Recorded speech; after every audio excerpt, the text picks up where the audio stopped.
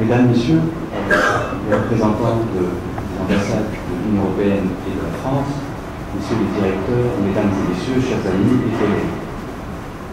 Pour ma part, autrement, il est particulièrement agréable de participer avec vous aujourd'hui à la clôture officielle du projet de jumelage institutionnel de l'Institut national d'hygiène, après avoir participé il y a tout juste 2 ans à l'ouverture, ici même et ensemble, à la cérémonie du lancement.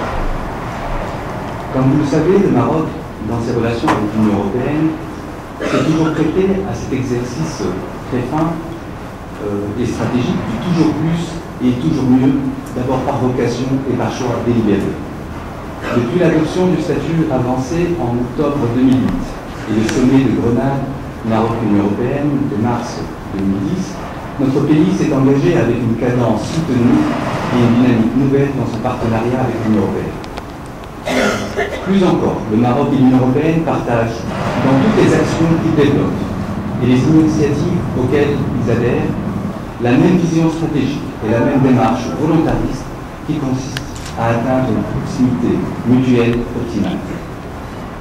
Mesdames, Messieurs, le programme des jumelages institutionnels que le Maroc développe actuellement en est le parfait exemple, permettant ainsi aux administrations marocaines de disposer de l'expertise de leurs homologues des États membres de l'Union européenne. Depuis 2004, cet instrument a réussi à accompagner des réformes aussi complexes que cruciales pour notre pays. Je peux en citer quelques-unes des plus connues. La mise en place de l'unité de traitement du renseignement financier auprès du Premier ministre. La mise en place de l'Office national de la sécurité sanitaire des produits alimentaires, l'ONSA. Le renforcement des autorités de la concurrence et notamment la réactivation du Conseil de la concurrence. La réforme de la protection du consommateur. La mise à niveau des instances en charge de la qualité et de la normalisation, et j'en passe. Durant l'année 2011, le programme P3A, programme d'appui à la coordination au plan d'action, aura clôturé 10 projets de jumelage institutionnel et lancera une quinzaine de projets dans des secteurs aussi divers que le transport, l'énergie, le travail réglementaire et législatif avec le Parlement et le secrétariat général du gouvernement, la gouvernance financière climatique, l'investissement et la recherche. Mesdames, Messieurs, l'aspect novateur de cet instrument, c'est de permettre de lier 2 ou plusieurs administrations marocaines et européennes par un contrat de portée internationale autour d'un projet assurant l'implication politique des bénéficiaires à faire aboutir la réforme d'entreprise et l'implication des États membres de l'Union européenne à travers la mise à disposition d'une expertise de très haut niveau. Le Maroc, au regard des résultats atteints, possède désormais une excellente expérience dans la mise en œuvre de cet outil si particulier. Chaque appel à propositions effectué par le Maroc mobilise un nombre important de propositions émanant des États membres, ce qui démontre leur engagement vis-à-vis du Maroc et à vouloir accompagner le Maroc dans sa modernisation des secteurs publics.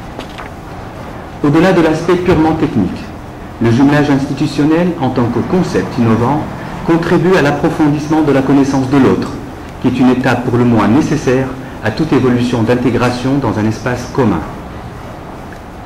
Le Maroc est convaincu que son partenariat avec l'Union européenne doit être enrichi et outillé davantage afin d'accompagner de manière pertinente et judicieuse son projet de société ouverte, démocratique et solidaire. Comme d'ailleurs il est convaincu qu'il se doit de déployer pleinement les ressorts de ce partenariat pour le faire converger avec une ambition de s'ériger en une économie émergente et une plateforme régionale compétitive ouverte sur l'Europe, le monde arabe, africain et maghrébin. Le Maroc attend beaucoup du nouvel instrument qui régira le partenariat Maroc-Union européenne pour les années à venir, ainsi que les perspectives qui seront ouvertes dans le cadre de la politique européenne de voisinage.